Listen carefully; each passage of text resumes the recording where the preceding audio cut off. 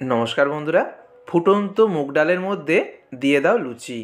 ঠিকই শুনেছ, মুগের ডালের মধ্যে লুচি দিয়ে বানিয়ে নাও দুর্দান্ত স্বাদের রেসিপি।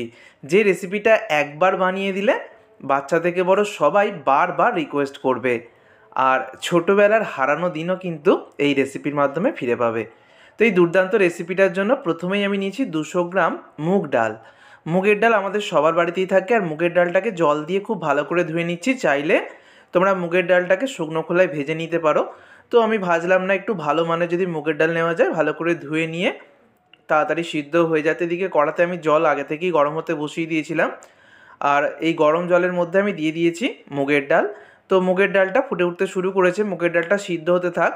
তো ততক্ষণে আমি ময়দা মেখে নেব। রেসিপিটা ময়দা দিয়েও করা যায়, আটা দিয়েও করা যায়, আবার আটা ময়দা মিশিয়েও করা যায়, তবে ময়দা দিয়ে করলেই খেতে বেশি ভালো লাগে। তোমরা আটা দিয়েও করতে পারো। ময়দার মধ্যে স্বাদ মতো লবণ আর 2 চামচ দিয়ে দিচ্ছি চিনি। চিনিটা একটু বেশি দিলাম। আর 1 হাতা মতো নারকেল পাউডার, মানে গুঁড়ো করে নেওয়া নারকেল দিয়ে দিচ্ছি। এখানে তোমরা ফ্রেশ নারকেলকে কুড়িয়েও ব্যবহার করতে পারো। খুব ভালো করে সমস্ত শুকনো উপকরণগুলো মিশিয়ে নিলাম।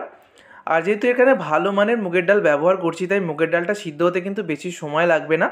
আর একদম কিন্তু গলিয়ে সিদ্ধ করছি না। মুগের ডালটা মোটামুটি 80% মতো সিদ্ধ হয়ে গেছে, তো আমি গ্যাস অফ করে দিলাম। এবারে দেখো, এখানে আমি নর্মাল তাপমাত্রার জল দিয়ে এই যে ময়দাটাকে মেখে নিচ্ছি। কোনো গরম জল নেওয়ার প্রয়োজন নেই, নর্মাল তাপমাত্রার জল দিয়ে মেখে নিলেই হবে। তো মোটামুটি 5-6 মিনিট সময় ধরে যেরকম লুচি তৈরি করার জন্য আমরা ময়দা মাখি, একইভাবেই মেখে নিতে হবে। তো এইভাবে করে আমি দেখো ময়দাটাকে মেখে নিয়েছি। আর ময়দা থেকে এবার লেচি কেটে নেব। রেস্টে রাখারও কোনো প্রয়োজন নেই, আর একটু লেচিগুলো ছোট ছোট করে কাটবে। তো লেচিগুলো কেটে নেওয়ার পর, যেহেতু ময়দা মাখার সময় কোনো তেলের ব্যবহার করা হয়নি, তাই একটু তেল ওপর থেকে লেচিগুলোর ওপর দিয়ে দিলাম, যাতে একটা আর একটার গায়ে লেগে না যায়। এবার লেচিগুলোকে গোল গোল করে এইভাবে শেপ দিয়ে নেব। এইভাবে গোল গোল করে শেপ দিয়ে নিলে বেলতে সুবিধা হবে। সবগুলোকে গোল গোল করে নিয়েছি। এবার একটা বেলে আমি দেখাচ্ছি। কিচেন স্ল্যাবটাকে ভালো করে পরিষ্কার করে নিয়ে অল্প গুঁড়ো ময়দা ছড়িয়ে একটা লেচি আমি এপিটোপিট করে নিলাম। এবার লুচিটাকে বেলে নেব, তবে লুচিটা কিন্তু খুব বড় বড় করে বেলবো না। তো যেরকম সাইজে বেলা হয় তার থেকে একটু ছোট করে লুচিগুলো আমি বেলে নিচ্ছি। তো এইভাবে আমি সমস্ত লুচিগুলোই দেখো বেলে নিয়েছি। তো এখানে আমার একটু লুচির সংখ্যা বেশি হয়ে গেছে। আমি 250 গ্রামের মতো ময়দা নিয়েছিলাম, 200 গ্রাম ময়দাতে করলেই যথেষ্ট। তো আমি সব লুচি দেবো না, কয়েকটা লুচি আমি ভেজে নেব।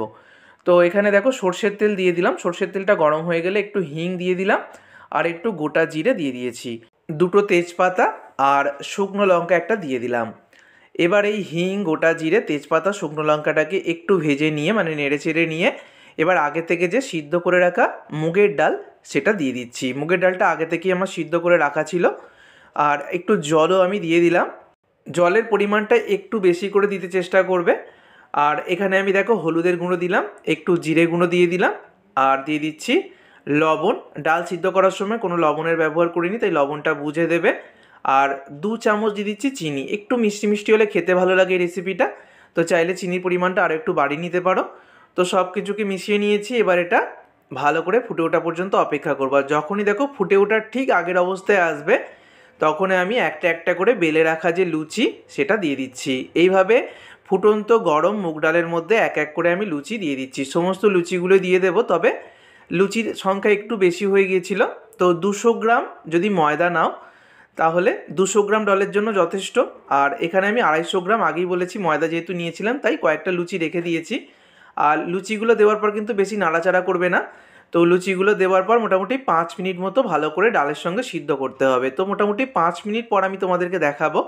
তো 5 মিনিট পর আমি একটু নারকেল পাউডার, মানে নারকেল গুঁড়ো, যে ডেসিকেটেড কোকোনাট পাউডার বাজারে পাওয়া যায়, সেটা দিয়ে দিচ্ছি। তো এটা না থাকলে তোমরা অবশ্যই ফ্রেশ নারকেল কোড়াও ব্যবহার করতে পারবে। আর দেখো অনেকটাই কিন্তু সিদ্ধ হয়ে গেছে। একটা আমি দেখিয়ে দিচ্ছি, একটা লুচিও কিন্তু একটা লুচির সাথে লেগে যাবে না, প্রত্যেকটা পারফেক্টলি সিদ্ধ হবে। আর ডালটাও কিন্তু অনেকটা ঘন হয়ে যাচ্ছে। এই রেসিপিটার নাম আশা করছি যারা ছোটোবেলায় খেয়েছো বুঝতে পারছো, এখনকার বাচ্চারা কিন্তু এই রেসিপিটা জানেই না। তো 10 মিনিট পর, মানে আরও 10 মিনিট, প্রথমে 5 মিনিট আর পরে 10 মিনিট, টোটাল 15 মিনিট রান্না করেছি। তাতেই কিন্তু রান্নাটা একদম কমপ্লিট। শেষে একটু গরম মশলার গুঁড়ো, একটু ঘি আমি ওপর থেকে দিয়ে দিলাম। বেশি কিছু মশলাপাতি দেওয়ার প্রয়োজন পড়ে না, খুবই অল্প উপকরণে দুর্দান্ত স্বাদ হয়। তৈরি হয়ে গেল দুর্দান্ত স্বাদের ডালগপ্পা, যেটা আমরা ছোটোবেলায় মায়ের হাতে অনেকেই খেয়েছি। এই রেসিপিটা মুগের ডাল ছাড়াও ছোলার ডাল বা মটর ডাল দিয়েও করা যায়, আর খেতে কিন্তু দুর্দান্ত হয়। বাড়ির ছোট ছোট বাচ্চারা যারা বিরিয়ানি, মোগলাই, এগরোলের আবদার করে, তাদেরকে একবার হলেও বাড়িতে বানিয়ে দিও, কথা দিচ্ছি ভীষণ পছন্দ করবে।